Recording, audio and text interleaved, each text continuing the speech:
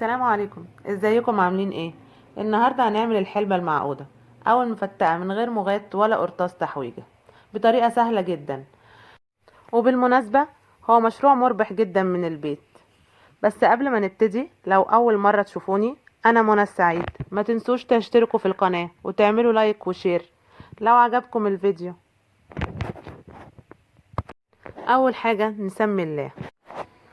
معانا 2 كيلو عسل وكوباية زيت صغيرة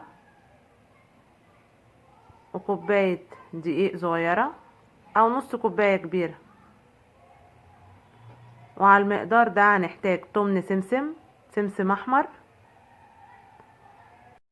وربع سوداني متقشر ومتحمص بس.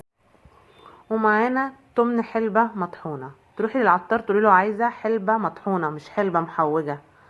هنجيب الحلبة المطحونة ننخلها على العسل عشان بيبقى فيها كسر كتير، ولو حطينا الحلبة من غير ما ننخلها الكسر ده هيقرش معانا في الاكل، فلازم ننخلها كويس.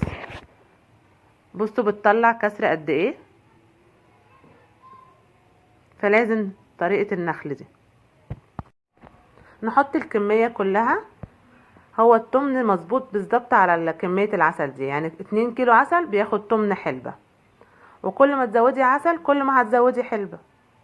بس هنقلب المكونات كلها مع بعض، هنقلب العسل مع الحلبة لحد ما الحلبة تدوب في قلب العسل. ودي بجد اسهل طريقة، من غير ما تحطي الحلبة على النار او تحطيها تكلكع منك مع السمسم او السوداني. دي اسهل طريقة، ان احنا نقلب الحلبة مع العسل الاول على البارد لحد ما الحلبة تختفي خالص في العسل. بس كده، مفيش اسهل من كده، ومش هتاخد مننا نص ساعة وتكون خلصنا الحلبة. نيجي بقى للتسوية. هنحضر حلة ناشفة على نار متوسطة، هنحط كوباية الزيت الصغيرة، نسيبها تسخن وننزل عليها بتمن السمسم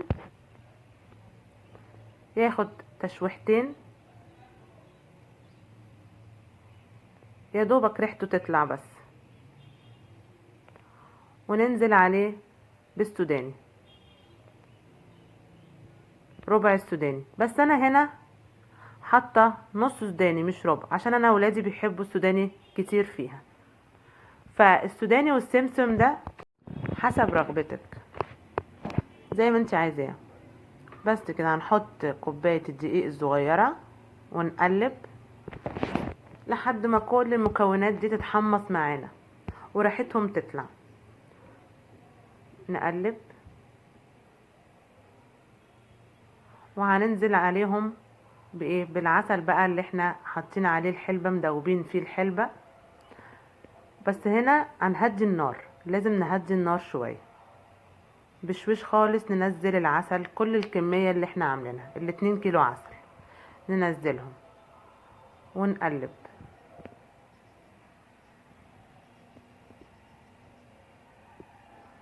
هي هنا لسه ما غلتش،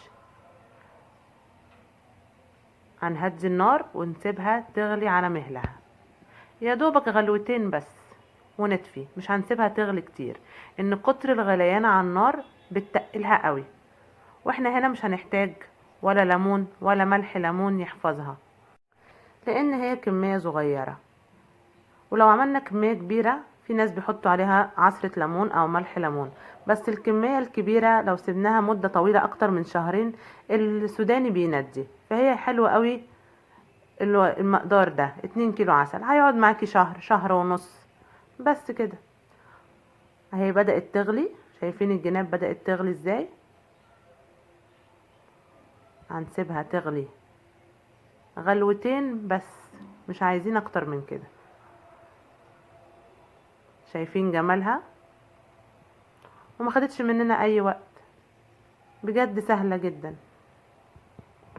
وده هيكون شكلها النهائي.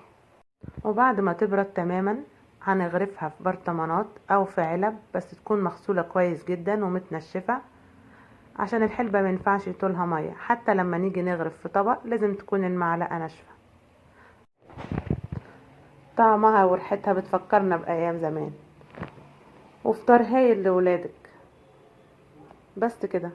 شكرا ليكم.